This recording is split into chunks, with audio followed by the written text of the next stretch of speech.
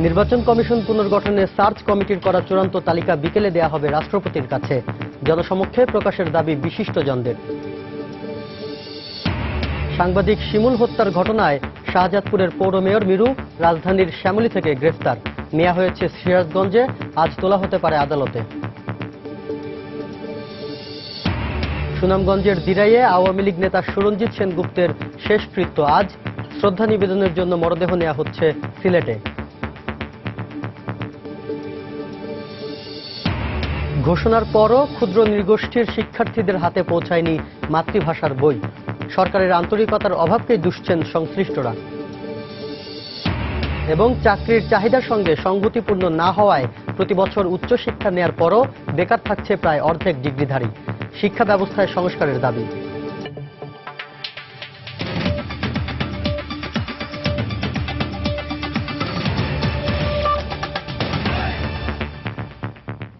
সময় সংবাদের সঙ্গে আছি আমি শাফিন জাহিদ।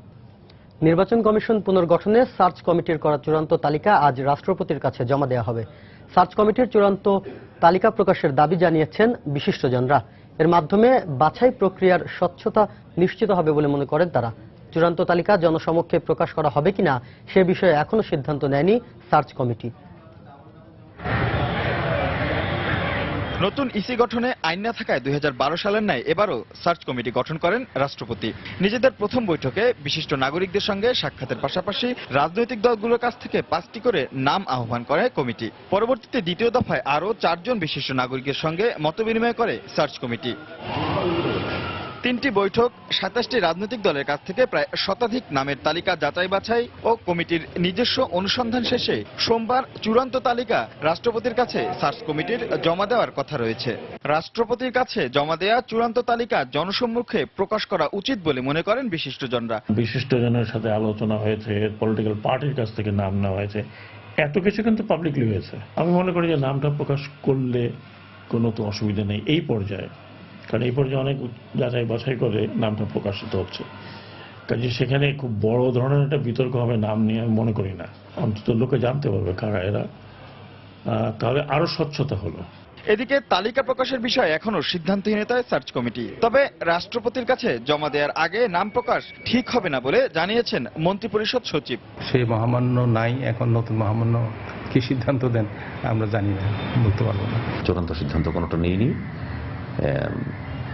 মানে 10 জনের নামের তালিকা চূড়ান্ত হলে হয়তো সেটা তখন আমরা ঠিক করতে পারবো যে মহামান্য রাষ্ট্রপতির কাছে দেবার আগেই আমরা এটা ওয়েবসাইটে দেওয়াটা কতটুকু উপযোগী হবে সেটা আমরা ডিটারমিন করবো, কিন্তু এখন করতে পারিনি।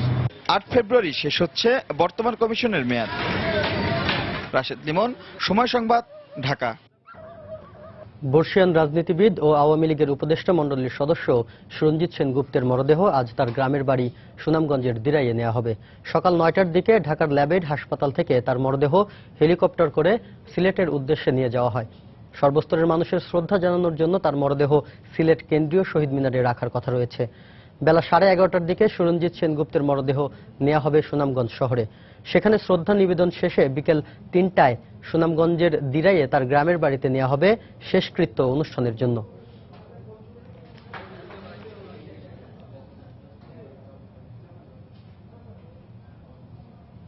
প্রবীণ রাজনীতিবিদ সুরঞ্জিত সেনগুপ্তর চলে যাওয়া রাজনীতির ইতিহাসে এক উজ্জ্বল নক্ষত্রের বিদায় বলে অভিহিত করেছেন রাজনীতিবিদ, সাংস্কৃতিক ব্যক্তিত্ব সহ বিভিন্ন অঙ্গনের মানুষ। গতকাল ফুলেল শ্রদ্ধায় বর্ষিয়ান এই রাজনীতিবিদকে বিদায় জানাতে এসে এমন মন্তব্য করলেন তারা।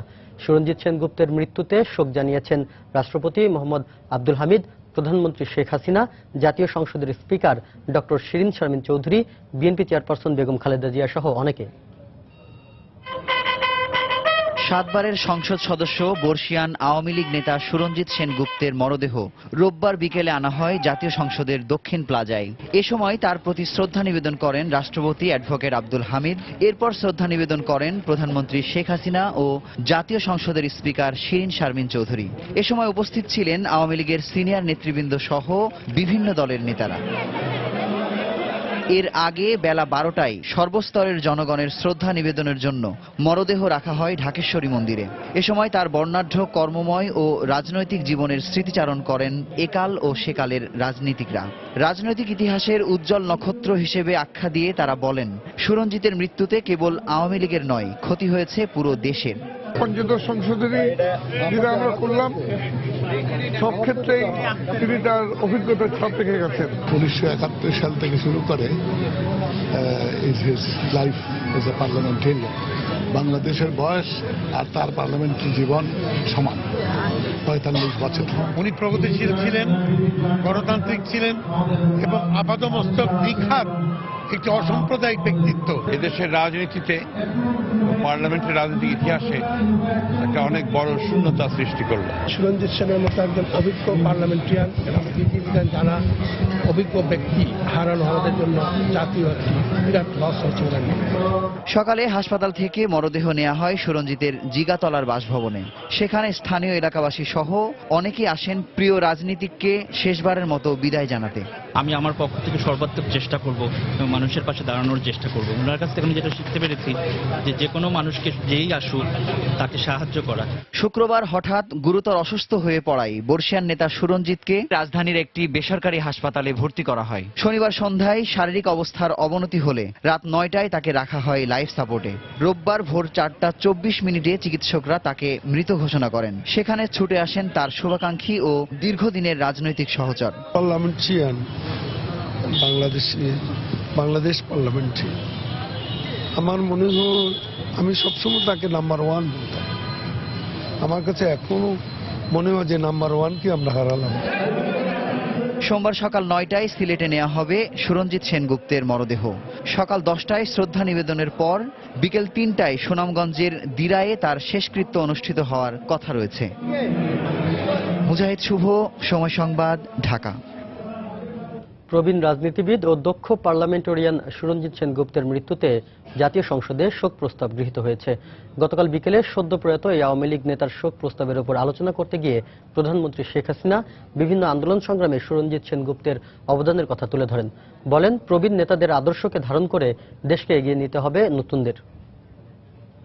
আমাদের সাথে এখানে অনেকেই আছেন যারা গ্রেনেড হামলায় সেই স্প্লিন্টারে আহত হয় এবং তার মধ্যে সুরঞ্জিত সেনগুপ্ত ছিল। যে সংবিধান বারবার সামরিক শাসনের দ্বারা সঙ্গীনের খোঁচা ক্ষতবিক্ষত ছিল, আমরা সেই সংবিধান আবার পুনঃপ্রতিষ্ঠা করে মুক্তিযুদ্ধে সেই চেতনাকে আবার ফিরিয়ে আনা, মানুষের মাঝে জাগ্রত করতে পেরেছি। এই সংগ্রামের পথে একজন সাথী ছিলেন আমাদের সুরঞ্জিত সেনগুপ্ত। আমরা যারা বয়োবৃদ্ধ হয়ে যাচ্ছি, পুরনো হয়ে যাচ্ছে, আমাদেরকে তো চলে যেতেই হবে, কিন্তু আমাদের নতুন যারা, তারা যেন এই মুক্তিযুদ্ধের চেতনাকে ধারণ করে দেশকে সঠিক পথে এগিয়ে নিয়ে যেতে পারে, সেটাই চাই। আজকে সুরঞ্জিত সেনগুপ্তের কথা বারবারই মনে হয়। তার স্ত্রী, তার ছেলে, তাদের প্রতি সহ তার পরিবার পরিজন, তারা এই শোক সইবার ক্ষমতা পাক, সেটাই আমরা চাই এবং তার প্রতি আমি শ্রদ্ধা জানাই। সাংবাদিক শিমুল হত্যা মামলার প্রধান আসামি সিরাজগঞ্জের শাহজাদপুর পৌর মেয়র হালিমুল হক মিরুকে গ্রেফতারের পর সিরাজগঞ্জ নেওয়া হয়েছে। গতকাল রাতে রাজধানীর শ্যামলী থেকে তাকে গ্রেফতার করা হয় বলে সময় সংবাদকে নিশ্চিত করেন আইজিপি শহীদুল হক। আজ তাকে সিরাজগঞ্জের আদালতে তোলা হতে পারে। পুলিশ জানায়, শিমুল নিহত হওয়ার পর থেকেই পলাতক ছিলেন মেয়র মিরু। তবে তার খোঁজে বিভিন্ন স্থানে অভিযান চালাচ্ছিল আইন শৃঙ্খলা রক্ষা বাহিনীর বেশ কয়েকটি দল। এরই ধারাবাহিকতায় গতকাল রাত 9:45 শ্যামলীর একটি বাসায় অভিযান চালায় তারা। অভিযানে মিরুকে গ্রেফতার করে পুলিশ। এর আগে দেশ ত্যাগের শঙ্কা থাকায় মিরুর সিরাজগঞ্জের বাসা থেকে তার পাসপোর্ট ও জাতীয় পরিচয়পত্র জব্দ করে পুলিশ। এদিকে হত্যা মামলায় অভিযুক্ত পৌর মেয়র হালিমুল হক মিরু ও তার সহযোগী KM নাসিরকে দলীয় পদ থেকে বহিষ্কার করেছে উপজেলা আওয়ামী লীগ। গতকাল সকালে দলীয় কার্যালয়ে অনুষ্ঠিত বৈঠকে এই সিদ্ধান্ত নেওয়া হয় বলে গণমাধ্যমকে নিশ্চিত করেন উপজেলা আওয়ামী লীগের সভাপতি ও সংসদ সদস্য হাসিবুর রহমান স্বপন। দর্শক, এই মুহূর্তে জেলা পুলিশ সুপারের কার্যালয়ে আছেন রিপোর্টার রিঙ্কু কুণ্ডু। বিস্তারিত জানতে সরাসরি টেলিফোনে কথা বলবো তার সঙ্গে। রিঙ্কু। জাহিদ, আপনি যেমনটি বলছিলেন, 2 ফেব্রুয়ারি সিরাজগঞ্জের শাহজাদপুরে আওয়ামী লীগের 2 গ্রুপের সংঘর্ষ চলাকালে পেশাগত দায়িত্ব পালনের সময় সমকালের পত্রিকার সাজাদপুর প্রতিনিধি সাংবাদিক শিমুল হালিমুল হক পৌর মেয়র গুলিতে নিহত হয় বলে অভিযোগ করেন সেখানকার সাজাদপুরের জাতীয় সংসদ সদস্য হাসিবুর রহমান সকল। তারপরে থেকে কিন্তু পৌর মেয়র হালিমুল হক মিরু পলাতক ছিল। আমরা জানি যে কালকে রবিবার রাত 10টার কিছু আগে সিরাজগঞ্জ জেলা গোয়েন্দা পুলিশের একটি বিশেষ টিম অভিযান চালিয়ে ঢাকার শ্যামলীপাড়া এলাকা থেকে তাকে গ্রেপ্তার করে। আমরা যতদূর জেনেছি যে আজ সকাল 10:30টায় পুলিশ সুপারের কার্যালয়ে পৌর মেয়র হালিমুল হক মিরুকে নিয়ে একটি সাংবাদিক সম্মেলন করবেন জেলা পুলিশ সুপার মিরাজউদ্দিন আহমেদ, এবং তারপরে কিন্তু তাকে আইনি প্রক্রিয়া সম্পূর্ণ করে তাকে আদালতে তোলা হবে। আপনাকে আরেকটু জানিয়ে রাখি, এর আগে কিন্তু গতকাল দুপুরে হালিমুল হক মিরুর বাড়ি থেকে তার ব্যবহৃত পাসপোর্ট এবং জাতীয় পরিচয়পত্রটি পুলিশ জব্দ করে, যাতে তিনি দেশের বাইরে পালিয়ে যেতে না পারে। এবং এই ঘটনার পর থেকে কিন্তু আসলে সাজাদপুরে একটি উত্তেজিত পরিস্থিতি বিরাজ করছে, এবং সাজাদপুর উপজেলা আওয়ামী লীগ বৈঠকের মাধ্যমে তার হালিমুল হক মিরুর যে সাজাদপুর উপজেলা আওয়ামী লীগের সদস্য পদ থেকে তাকে বহিষ্কার করা হয়। এই ছিল সিরাজগঞ্জের সর্বশেষ পরিস্থিতি। দর্শক, সিরাজগঞ্জের পুলিশ সুপার কার্যালয় থেকে রিপোর্টার রিঙ্কু কুন্ডু জানাচ্ছিলেন সবশেষ পরিস্থিতির খবর। সময় সংবাদে আরো থাকছে, গাইবান্ধায় বাসে পেট্রোল বোমা মেরে 8 জনকে হত্যার বিচার কাজ শেষ হয়নি 2 বছরেও, দ্রুত বিচার ট্রাইব্যুনাল গঠনে আইন মন্ত্রণালয়ে আবেদন।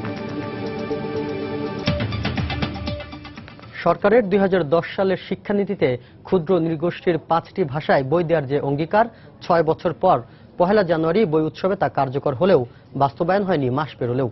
এর কারণ হিসেবে সরকারের আন্তরিকতার অভাবকে দায়ী করছেন সংশ্লিষ্টরা। এখনো বই না পৌঁছানোর কারণ জানেন না খোদ দায়িত্বে থাকা কর্মকর্তারা। বিস্তারিত সাদিয়া আফরিনের প্রতিবেদনে। স্কুলের নাম কি? আমার নাম নাতালি। স্কুলের নাম কি তোমার? আমার নাম সরিয়া খেলাচ্ছি। একটি বাঙালি শিশুর জন্য এই প্রশ্ন সহজ হলেও চাকমা ভাষাভাষী 4 বছরের সমাদৃতার কাছে প্রশ্নটি দুর্বোধ্য, কেননা বাংলা ভাষার সাথে এখনো পুরোপুরি পরিচয় হয়নি তার। কি হয়? এই দুর্বোধ্যতা দূর করতে 2010 সালের শিক্ষানীতি অনুযায়ী চাকমা, মারমা, ত্রিপুরা, গারো এবং ওরাও ভাষায় এবছর থেকে প্রাক প্রাথমিক পর্যায়ের বই দেওয়ার উদ্যোগ নেয় সরকার। কিন্তু বই উৎসবের পর পুরো মাস পেরিয়ে ভাষার মাস ফেব্রুয়ারি এসে গেলেও সেই বই পৌঁছায়নি শিক্ষার্থীদের হাতে। বইগুলো এখনো আমাদের হাতে এসে পৌঁছায়নি এবং এই ব্যাপারে কোনো নির্দেশিকাও আমি পাইনি। বই লেখার সঙ্গে যারা যুক্ত তাদের সাথে আমার কথা হয়েছে যে আদিবাসী ভাষার বইগুলো এখনো যায় নাই। আমি নিজে স্টিয়ারিং কমিটির একজন সদস্য, বইয়ের চেহারা আমি নিজেও দেখি নাই এবং অনেকে দেখেন নাই। যতখানি আন্তরিকতা বা দরদ আশা করেছি সেটা কিন্তু আমি দেখতে পাচ্ছি না। এদিকে এতদিন পেরিয়ে গেলেও বই না পাওয়ায় ক্ষোভ জানিয়ে বই দেওয়ার দাবি জানান অভিভাবকরা। আমাদের ভাষার বইগুলো আমরা যদি পেতাম, ওগুলা শেখানোর পরে বাংলা ভাষার বর্ণগুলো শিখবে, একটু সুবিধা হতো আর কি। অনুরোধ থাকবে সরকারের কাছে, বইগুলো যেন সরবরাহ করা হয় ঠিক মতো। আমি আসলে শুনছি, কিন্তু এখন পর্যন্ত আমাদের এইখানে গারো ভাষায় তারা যে পড়বে সে বইটা এখন এসে পৌঁছায়নি। এই ঘটনায় দুঃখ প্রকাশ করে শিগগিরই ব্যবস্থা নেওয়ার কথা জানালেন কর্তৃপক্ষ। আমি জানি না বই পৌঁছে যাওয়ার কথা, এমন হতে পারে যে তাদের হাতে আছে, তারা ডিস্ট্রিবিউট করবে। কয়েকদিন তো আসলে তারা বিভিন্ন প্রোগ্রামে ব্যস্ত ছিল। এটা তাৎক্ষণিকভাবে যাচাই করে দেখব, না পৌঁছানোর কারণটা অনুসন্ধান করব এবং দ্রুত পৌঁছানোর ব্যবস্থা করব। যদি কেউ ইচ্ছাকৃত বিলম্ব করে থাকে তাকে আমরা অবশ্যই জবাবদিহিতার মধ্যে নিয়ে আসবো। নিজের ভাষায় বই দিয়ে শিক্ষা জীবনে শুরু হলে আদিবাসী শিশুদের ঝরে পড়ার সংখ্যা কমবে বলেও মনে করেন সংশ্লিষ্টরা। সাদিয়া আফরিন, সময় সংবাদ, ঢাকা। বাজারের চাহিদার সঙ্গে সঙ্গতিপূর্ণ না হওয়ায় প্রতিবছর উচ্চশিক্ষা নিয়ে শ্রমবাজারে আসা শিক্ষার্থীদের প্রায় অর্ধেকই বেকার থাকছেন অথবা যোগ্যতা অনুযায়ী চাকরি পাচ্ছেন না। আবার অনেক সময় শূন্য পদে নিয়োগ দিতে গিয়ে যোগ্যতা সম্পন্ন লোকবল পাচ্ছে না অনেক দপ্তর। এজন্য শিক্ষা ব্যবস্থা বহুদিনের চলে আসা নিয়ম আর প্রশ্নপত্রের মান উন্নত না হওয়াকে কারণ হিসেবে মনে করছেন সংশ্লিষ্টরা। সেলিয়া সুলতানার চাকরির বাজার নিয়ে 3 পর্বের প্রতিবেদনের আজ দেখুন শেষ পর্ব। স্বায়ত্তশাসিত একটি প্রতিষ্ঠানের হিসাবরক্ষক পদে নিয়োগ পরীক্ষা, কিন্তু পরীক্ষার প্রশ্নপত্রে বাংলা, ইংরেজি, অঙ্ক আর সাধারণ জ্ঞানের আধিক্য বেশি। নেই সংশ্লিষ্ট কোনো বিষয়, অংশগ্রহণে নেই কোনো বাধা, তাই চাকরি প্রার্থী হিসেবে যে কেউ অংশ নিতে পারেন পরীক্ষায়। আমি আর্টস ফ্যাকাল্টিতে পড়ছি, দেখা যাচ্ছে আমাকে কমার্স ব্যাকগ্রাউন্ডে পরীক্ষা দিতে হচ্ছে এবং সেখানে আমার জব হয়ে গেছে, কিন্তু কমার্সের আমি কও বুঝি না। পরীক্ষাটা ছিল সহকারী সাইফার কর্মকর্তা, যারা হলো ইন্টারন্যাশনাল পলিটিক্স অথবা ল নিয়ে পড়বে, মূলত এদের বিষয়গুলো এখানে ফোকাস পাওয়ার কথা। বাট আমি যেহেতু অ্যাপ্লাইড কেমিস্ট্রিতে পড়ছি, ওই জিনিসে তো আমি ফোকাস করতে পারবো না। ব্যাংক বা অন্যান্য ক্ষেত্রেও প্রতিযোগিতার মাত্রা এক একটি শূন্য পদের বিপরীতে থাকে কখনো কখনো কয়েক হাজার। যারা সরকারি বিভিন্ন প্রতিষ্ঠানের জন্য পরীক্ষায় বসেন তারা বলছেন, বিশেষায়িত বিষয়গুলোর তুলনায় অন্যান্য বিষয় প্রাধান্য পাওয়ায় যোগ্য ব্যক্তি যোগ্য স্থানে চাকরি পাচ্ছে না। গভর্নমেন্ট জবে যেখানে হিসাব রক্ষক বা হিসাব সহকারী পদে নিয়োগগুলো হয় সেগুলোতে করি, কিন্তু আমি কোথাও অ্যাকাউন্টিং বেস প্রশ্নগুলো পাইনি। 9-10 বাংলা ইংরেজি দিয়ে অঙ্ক দিয়ে যদি একটা ছাত্রকে মূল্যায়ন করা হয়, তাহলে কেন এই অনার্স মাস্টার্সের সিস্টেমটা চালু করা? আরেকজন ক্যান্ডিডেট যে আছে সে এই পোস্টের জন্য একদম পারফেক্ট, কিন্তু তাকে যাচাই করা তো দূরে থাক, সে ওই পর্যন্ত আসতেই পারতেছে না। আবার বিপরীত চিত্র রয়েছে, কখনো কখনো যেসব শূন্য পদের বিপরীতে পরীক্ষা নেওয়া হয় সেখানেও পাওয়া যায় না যোগ্য প্রার্থী। শ্রেণীকক্ষের বই শেষ করে সে বাইরের বইগুলি পড়াশোনা করবে, এই ধরনের শিক্ষা ব্যবস্থা আমরা এখন তৈরি করতে পারি। এই জন্য আমি দোষ কিন্তু কখনো শিক্ষার্থীদের দিচ্ছি না। তারা যে পদ্ধতির ভিতর দিয়ে এসছে সেটাই তো আমাদের দেখতে হবে। সেই পদ্ধতিকে তাদেরকে উপযোগী করার জন্য আমরা তৈরি করতে পেরেছি, পারিনি। বিশেষজ্ঞরা বলছেন, প্রশ্নের মানের উন্নয়নের মাধ্যমে যোগ্যতা অনুযায়ী নিয়োগ দেওয়া গেলে বিভাগগুলোতে যেমন দক্ষ লোকবল বৃদ্ধি পাবে, পাশাপাশি বাড়বে কাজের গতি। আমাদের বিসিএস এর যে পরীক্ষা স্ট্যান্ডার্ড যেটা, এটা 7-8 এর স্ট্যান্ডার্ড, মানে ভালো ম্যাট্রিক এসএসসি পরীক্ষায় যে খুব ভালো করে সে যদি মানে তারে অ্যালাউ করলে সে বিসিএস এ চাকরি পেয়ে যাবে। খুব বিলো, খুবই বিলো, অনেক বেশি বাড়ানো উচিত, অনেক শক্ত করা উচিত। যে খাতা দেখতেছে সে যদি মনে করে আর দেখবে এখানে কি লেখছে না লেখছে, আমি নম্বর দিয়ে নম্বর দিয়ে গেছে। গত বছর পর্যন্ত সরকারের বিভিন্ন দপ্তরে প্রায় 2.5 লাখ শূন্য পদ থাকলেও সেগুলো পূরণের কোনো উদ্যোগ নেই। এমনকি বিসিএস পরীক্ষা দিয়েও মেধাবী তরুণদের বছরের পর বছর অপেক্ষা করতে হয়। সব মিলে অনেকটা হযবরল অবস্থায় চলছে পুরো চাকরির বাজার। সিলিয়া সুলতানা, সময় সংবাদ, ঢাকা। অমর একুশে গ্রন্থমেলায় ভিড় বাড়ছে প্রতিদিনই। পাঠক, লেখক আর প্রকাশকদের মিলন মেলায় এক উৎসব মুখর পরিবেশের সৃষ্টি হয়েছে সেখানে। কবিতা, গল্প আর উপন্যাসের প্রতি পাঠকদের আগ্রহ বেশি থাকলেও প্রবন্ধ গ্রন্থের প্রতি তেমন আগ্রহ দেখা যায় না।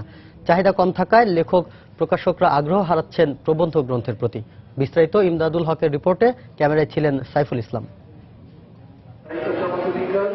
মাসব্যাপী গ্রন্থমেলার শুরু থেকেই পাঠক, লেখক এবং প্রকাশকদের মিলন মেলায় মুখরিত মেলা প্রাঙ্গণ। মেলার শুরু থেকেই সব বয়সী মানুষের ঢল দেখা যায়। বিভিন্ন বয়সী পাঠকের পছন্দের তালিকার শীর্ষে রয়েছে গল্প, উপন্যাস এবং কবিতার বই। সংখ্যায় কম হলেও অনেকের আগ্রহ রয়েছে প্রবন্ধ গ্রন্থের প্রতিও। প্রবন্ধের বই কিনে খুব বেশি একটা না, কবিতার বই টানে বেশি আমাকে। পড়ার জন্য ইন্টারেস্ট পাইনি, এখন হয়তো বয়সের সাথে উপন্যাসগুলো আর পড়তে ভাল লাগছে না, এখন হয়তো প্রবন্ধের দিকে যাব। গল্পের বই বেশি বিক্রি হচ্ছে আর উপন্যাসের বইও চলছে, প্রবন্ধের বই তেমন একটা বিক্রি হচ্ছে না। তবে সব শ্রেণীর পাঠকের কাছে প্রবন্ধ গ্রন্থের প্রতি আগ্রহ কম থাকায় তরুণ লেখকেরা পাঠকের চাহিদা অনুযায়ী গল্প, উপন্যাসই লিখছেন বেশি। তবে কেউ কেউ প্রবন্ধ গ্রন্থও লিখছেন। প্রবন্ধগুলি আমার পাঠ্য বিষয়ক, ইউনিভার্সিটিতে যারা লেখাপড়া করেন বাংলা সাহিত্যে, সেই বিষয়গুলো আমি লিখি। বই আকারে প্রবন্ধ হলে বেশিরভাগ সময় এটা প্রকাশক নিতে চায় না, কারণ কি এটার কাটতি খুবই কম। যেভাবে অন্য উপন্যাসের কাটতিটা বেশি, বা হরর যেগুলো, বিশেষ করে বাচ্চাদের বইগুলো তো এখন মেলাতে বেশি চলছে। প্রতিষ্ঠিত লেখকদের প্রবন্ধ গ্রন্থ ছাড়া ব্যবসায়িক চিন্তা করে প্রকাশকরাও তরুণ লেখকদের প্রবন্ধ গ্রন্থ কম ছাপাচ্ছেন। প্রবন্ধের বই তুলনামূলক কম চলে, এটা পাঠকই হলো খুব সীমিত পাঠক। যে কোনো জিনিসে লাভ চিন্তা না করলে, অর্থের বিষয়টা না দেখলে সেটা তো ধ্বংস হয়ে যাবে। মুক্তিযুদ্ধের বই বেশি ছাপতেছি, আর প্রবন্ধের বই ছাপি মোটামুটি আর কি ছাপি আমি। এবছর মেলায় মোট বই প্রকাশিত হয়েছে 361টি, যার মধ্যে প্রবন্ধ গ্রন্থের সংখ্যা মাত্র 15টি। ইমদাদুল হক, সময় সংবাদ, ঢাকা। একদিকে বাড়ছে দেশীয় মোটরবাইকের উৎপাদন ব্যয়, অন্যদিকে চলতি অর্থবছরের বাজেটে কমানো হয়েছে সিকেডি মোটরবাইক আমদানির সম্পূরক শুল্ক। দেশীয় উদ্যোক্তারা বলছেন, এই দুই কারণেই ব্যাপক চাহিদা থাকার পরও দেশের বাজারে প্রতিযোগিতায় পিছিয়ে পড়ছেন তারা। মঞ্জুর রহমানের তোলা ছবিতে জুবাইর ফয়সলের রিপোর্ট। কয়েক দশকে দেশে ক্রমেই জনপ্রিয় হয়ে উঠেছে মোটরবাইকের ব্যবহার, কিন্তু সেই অর্থে ক্রেতাদের নাগালে আসেনি এখনো শতকরা 80% আমদানি নির্ভর মোটরবাইকের বাজার। তবে পট পরিবর্তনে ধীরে হলেও বেশ শক্ত অবস্থান তৈরির ইঙ্গিত দিচ্ছে এ খাতের দেশীয় উদ্যোক্তারা। প্রযুক্তির উন্নয়ন আর স্থানীয়ভাবে যন্ত্রপাতি তৈরির পাশাপাশি সম্প্রতি শুরু হয়েছে দেশীয় মোটরবাইক রপ্তানিও। প্রাথমিকভাবে 1,500 বাইক নেপালে পাঠিয়েছে বেসরকারি অটোমোবাইল কোম্পানি রানার। ভালুকায় প্রতিষ্ঠানটির কারখানায় বাইকের চ্যাসিস, রিয়ার ফর্ক, ফুয়েল ট্যাঙ্ক, নানা ধরনের স্ট্যান্ড সহ প্রয়োজনীয় যন্ত্রাংশের অধিকাংশই তৈরি হচ্ছে দেশীয় প্রকৌশলীদের হাতে।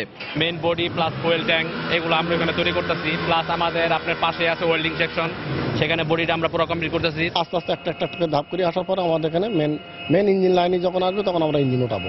নেপাল বলছে ভারতের সঙ্গে প্রতিযোগিতায় টিকে থাকার সক্ষমতা রয়েছে বাংলাদেশের। সেক্ষেত্রে ধরে রাখতে হবে পণ্যের মান আর সাশ্রয়ী দাম।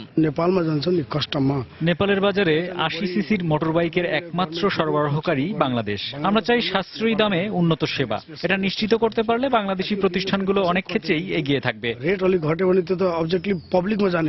তবে রপ্তানি শুরু হলেও অভ্যন্তরীণ বাজার ধরতে এখনো বেগ পেতে হচ্ছে দেশীয় উদ্যোক্তাদের। এক্ষেত্রে সরকারিভাবে পর্যাপ্ত নীতি সহায়তার পাশাপাশি সিকেডি মোটরবাইক আমদানিতে শুল্ক বাড়ানোর আহ্বান তাদের। হন্ডা, টিভিএস, বাজাজ তাদের প্রোডাকশন ক্যাপাসিটি 50 লাখ, আর আমরা মাত্র 50,000 বা 60,000 প্রোডাকশন ক্যাপাসিটি নামছি। তাই আমাদের প্রত্যেকটা প্রোডাকশনের যে কস্ট যেটা এটা বেশি পড়ে যাচ্ছে।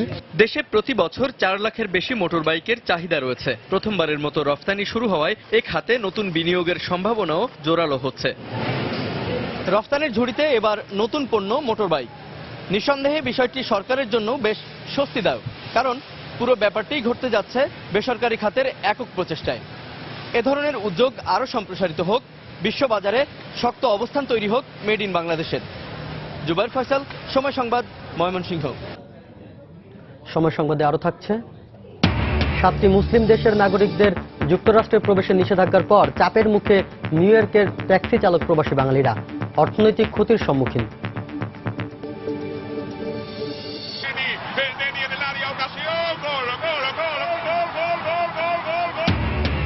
আফ্রিকান নেশনস কাপের ফাইনালে মিশরকে 2-1 গোলে হারিয়ে শিরোপা জিতল ক্যামেরুন। অদম্য সিংহদের 5ম আসর জয়।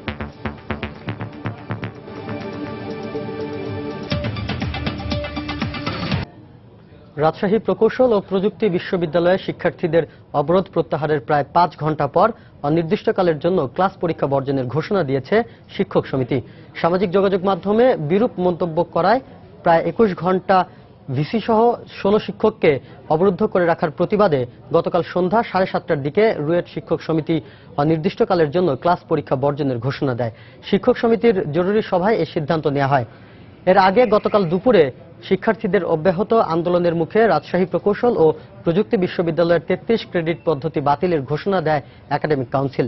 শনিবার সন্ধ্যায় উপাচার্য কার্যালয়ের সামনে অবস্থান নিয়ে উপাচার্য সহ 16 শিক্ষককে অবরুদ্ধ করে রাখে শিক্ষার্থীরা। গত 28 জানুয়ারি থেকে 33 ক্রেডিট বাতিলের দাবিতে বিশ্ববিদ্যালয়ের 14 ও 15তম ব্যাচের শিক্ষার্থীরা আন্দোলন শুরু করে।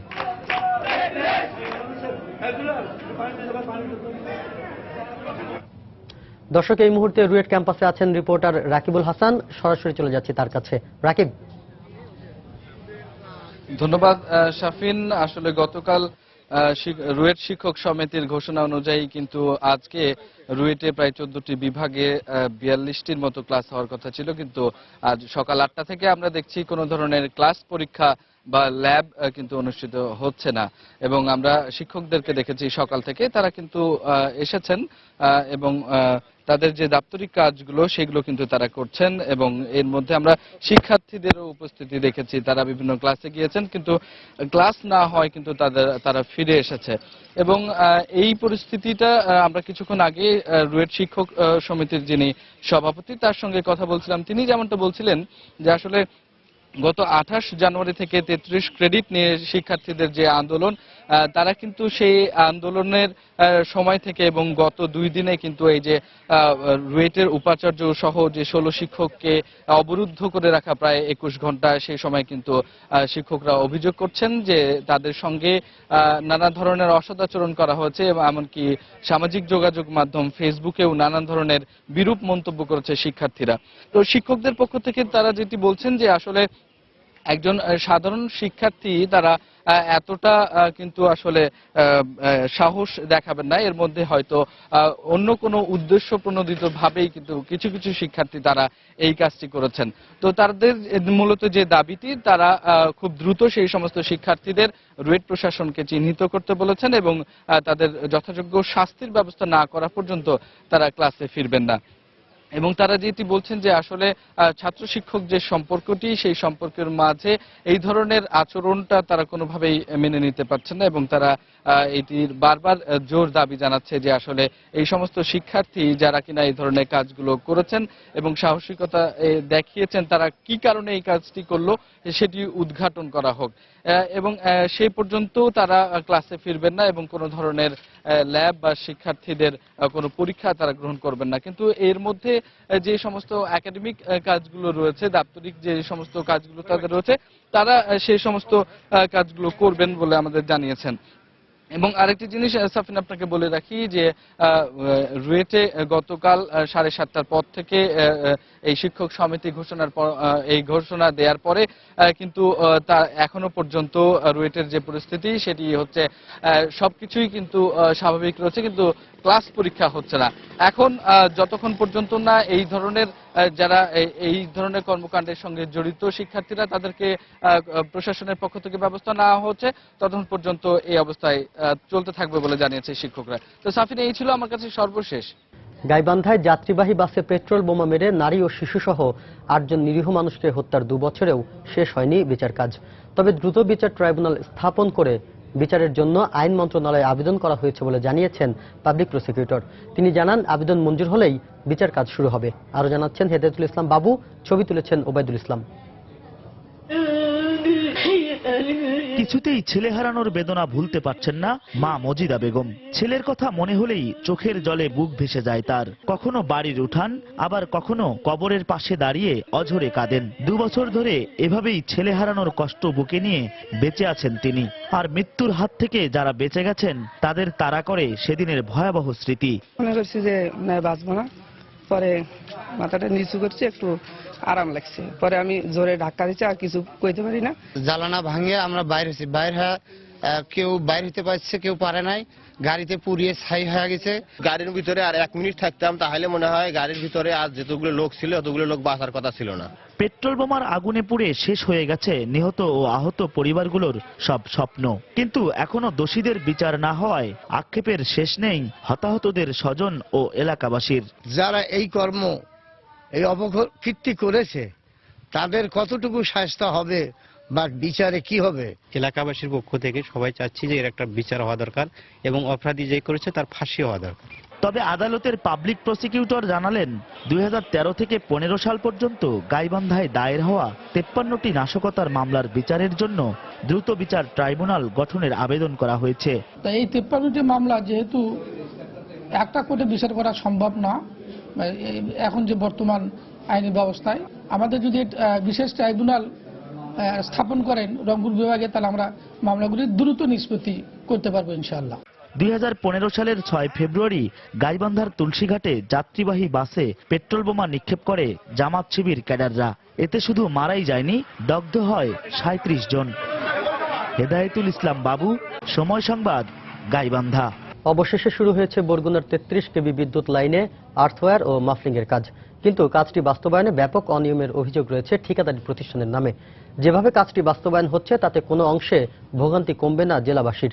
এ অবস্থায় আবারও আন্দোলনে নামার হুঁশিয়ারি দিয়েছে নাগরিক অধিকার সংরক্ষণ কমিটি। বরগুনা থেকে এম এ আজিমের পাঠানো তথ্য ও ছবি নিয়ে ডেস্ক রিপোর্ট।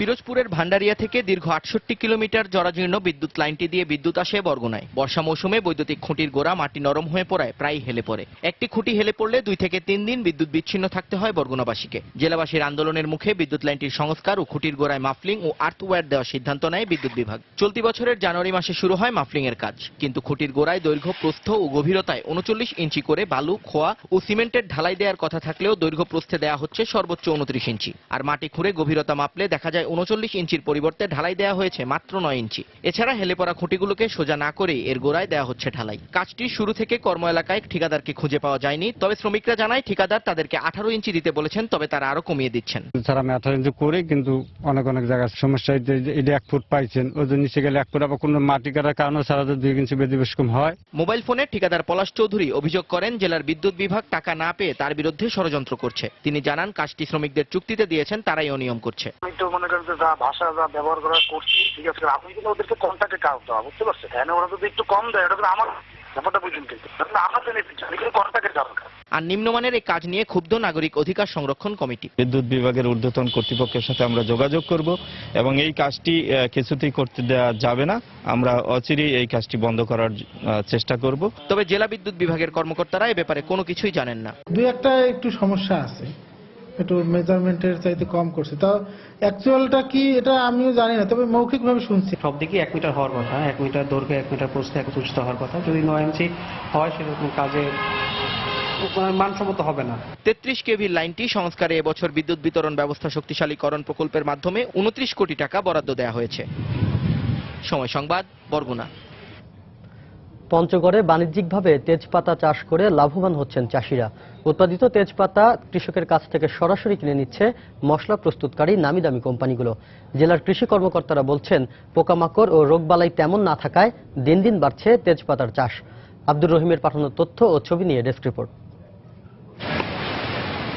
আম, কুল, পেয়ারা ও পেঁপের মতো পঞ্চগড়ে বাণিজ্যিকভাবে শুরু হয়েছে তেজপাতার চাষ।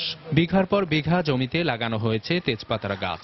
কচি পাতার সবুজ রঙে সেজেছে বাগান। পরিচর্যায় নিয়োজিত রয়েছেন শ্রমিকরা। গাছ থেকে পাতা সংগ্রহের পর রোদে শুকিয়ে বস্তাবন্দি করছেন তারা। বাগান থেকে সরাসরি বাজারজাতের সুযোগ থাকায় নেই বাড়তি কোনো খরচের বিড়ম্বনাও। তাই অন্য ফসলের তুলনায় তেজপাতা চাষ লাভজনক বলছেন চাষিরা। আমরা এখন তেজপাতার কাজ করি, হাজিরা 250 টাকা পাই। এখন আমাদের সুন্দর দিন চলতেছে। 12 বিঘা তেজপাতা লাগাইছি এবং তেজপাতায় আমরা লাভবান হয়েছি। আর আমাদের দেখা দেখি এলাকার সবাই তেজপাতা লাগাইছে। প্রথম বছর বিক্রি করছিলাম 50,000 টাকা, তারপরে বিক্রি করলাম আপনার 80,000 টাকার মতো। ব্যবসায়ীরা বাগান থেকে পাতাগুলা কেটে নিয়ে যায়। জেলার কৃষি কর্মকর্তা বলছেন, রোগবালাই কম ও বিক্রয় সুবিধা ভালো হওয়ায় দিন দিন বাড়ছে তেজপাতার চাষ। বিভিন্ন যে কোম্পানিগুলো আছে যারা বিশেষ করে প্রাণ, তারপরে রাধুনী যে স্কয়ার, এরকম বিভিন্ন কোম্পানিগুলো তারা এটা কিনে নিয়ে যাচ্ছে কৃষকের কাছ থেকে। কৃষক দামও ভালো পাচ্ছে। কৃষি বিভাগের তথ্য মতে জেলায় 177 হেক্টর জমিতে 252টি তেজপাতা বাগান রয়েছে। সময় সংবাদ, পঞ্চগড়। শেষ হলো 41তম কলকাতা বইমেলা। গতকাল মেলার শেষ দিনে বাংলাদেশ দিবস উপলক্ষে বিশেষ আয়োজনের উদ্বোধন করেন বাংলাদেশের সংস্কৃতি মন্ত্রী আসাদুজ্জামান নূর। তিনি তিস্তা চুক্তি নিয়ে পশ্চিমবঙ্গ সরকারকে উদার হওয়ার আহ্বান জানান।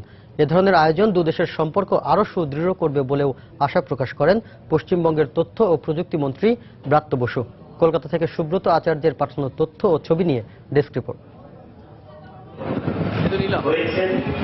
রোববার কলকাতা বইমেলায় বাংলাদেশ দিবসের অনুষ্ঠানে তিল ধারণের ঠাঁই ছিল না।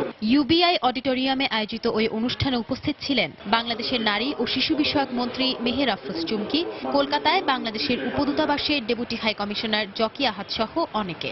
অনুষ্ঠানের উদ্বোধন করেন সংস্কৃতি মন্ত্রী আসাদুজ্জামান নূর।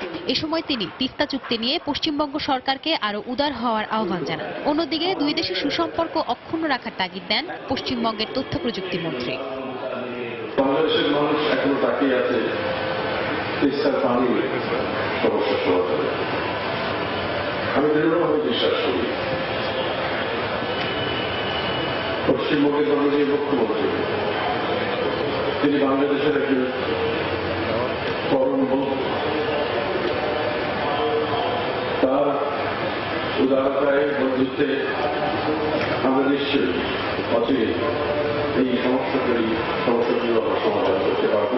শেখ হাসিনার সঙ্গে মমতা বন্দ্যোপাধ্যায়ের যে হৃদ্যতা, আন্তরিকতা এবং যে কূটনৈতিক এবং রাজনৈতিক আলাপ আমি নিজের প্রতি দেখে এসেছি, এটা নতুন করে বলার অপেক্ষা আছে না যে দুই বাংলার সম্পর্ক আক্ষরিক অর্থে অত্যন্ত নিবিড়।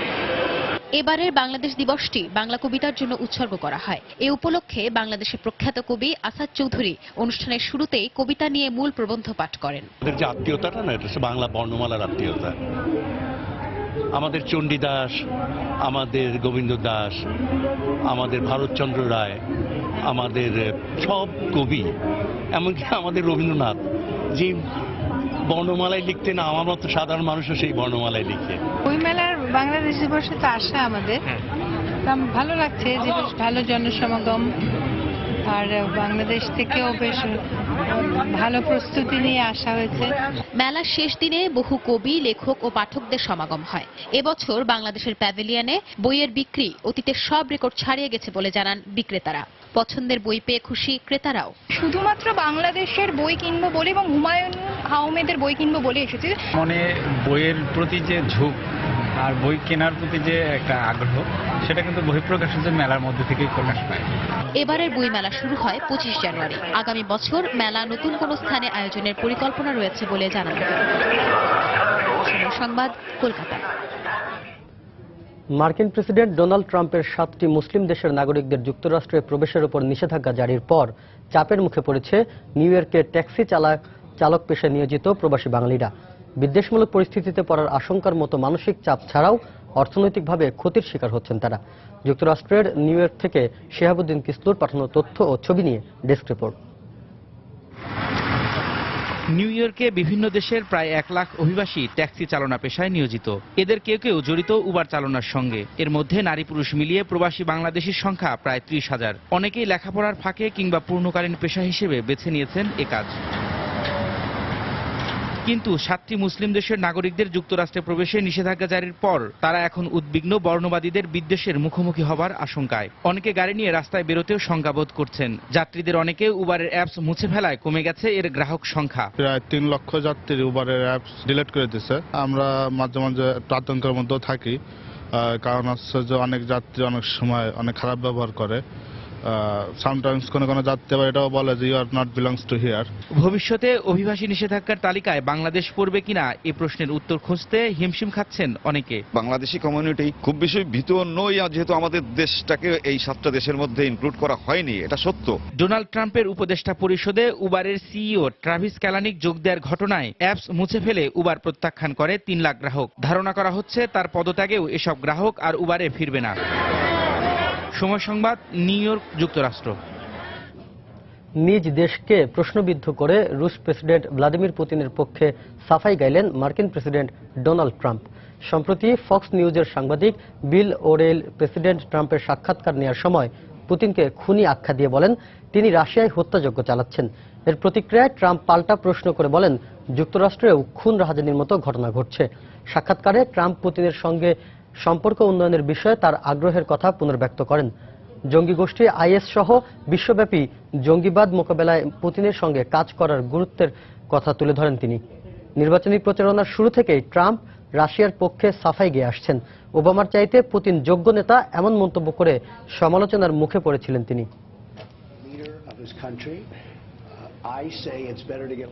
আফ্রিকান নেশনস কাপের খবর। মিশরকে হারিয়ে পঞ্চমবারের মতো আফ্রিকান নেশনস কাপের শিরোপা জিতল ক্যামেরুন। ফাইনালে মিশরকে 2-1 গোলে হারিয়েছে অদম্য সিংহরা। লাইব্রেভিলে স্টেডিয়ামে প্রায় 38,000 সমর্থকের সামনে ফাইনালে মুখোমুখি হয় ক্যামেরুন ও মিশর। মিশর 7 বার আর ক্যামেরুন 4 বার ঘরে তুলেছে আফ্রিকান নেশনস কাপের শিরোপা। এমন পরিসংখ্যান নিয়েই মাঠে নামে দুদল। সেরা খেলোয়াড়দের নিয়ে দুদল মাঠে নামলেও লিড আগে আসে মিশরের কাছ থেকে। ম্যাচের 22 মিনিটে এলনেনির গোলে এগিয়ে যায় মিশরীয়রা। প্রথমার্ধে আর কোনো গোলের মুখই দেখেনি গ্যালারির দর্শক। বিরতির পর ম্যাচের 59 মিনিটে নিকোলোর গোলে সমতায় ফেরে ক্যামেরুন। এরপর বেশ খানিকক্ষণ চেষ্টার পর ম্যাচের 88 মিনিটে ভিনসেন্ট আবু বকরের গোলে আসরের 5ম শিরোপা নিশ্চিত করে ক্যামেরুন। ফলে দীর্ঘ 15 বছর পর আবারও আফ্রিকান নেশনস কাপের স্বপ্ন পূরণ করল অদম্য সিংহরা।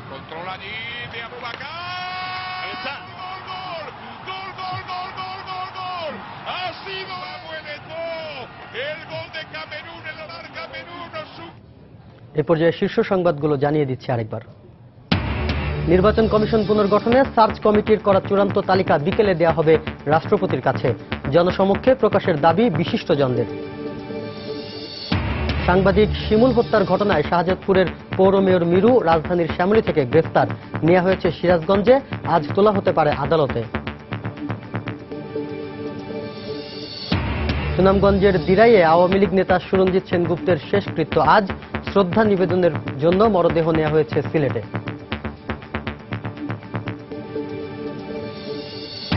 ঘোষণার পরও ক্ষুদ্র নৃগোষ্ঠীর শিক্ষার্থীদের হাতে পৌঁছায়নি মাতৃভাষার বই। সরকারের আন্তরিকতার অভাবকেই দুষছেন সংশ্লিষ্টরা। এবং চাকরির চাহিদার সঙ্গে সঙ্গতিপূর্ণ না হওয়ায় প্রতিবছর উচ্চশিক্ষা নেয়ার পরও বেকার থাকছে প্রায় অর্ধেক ডিগ্রিধারী। শিক্ষা ব্যবস্থায় সংস্কারের দাবি। এই ছিল এখনকার মতো। যে কোনো খবর পেতে ভিজিট করুন সময়নিউজ.tv। যে কোনো বাংলা লিংক রবি নম্বর থেকে সময় সংবাদের খবর, অনুষ্ঠান সম্পর্কে জানতে এবং যে কোনো তথ্য সময় সংবাদকে জানাতে ডায়াল করুন 16242 নম্বরে। এছাড়া এইমাত্র পাওয়া খবর আপনার মোবাইলে পেতে SMS করুন *BN লিখে পাঠিয়ে দিন 16242 নম্বরে। সঙ্গেই থাকুন সময়ের।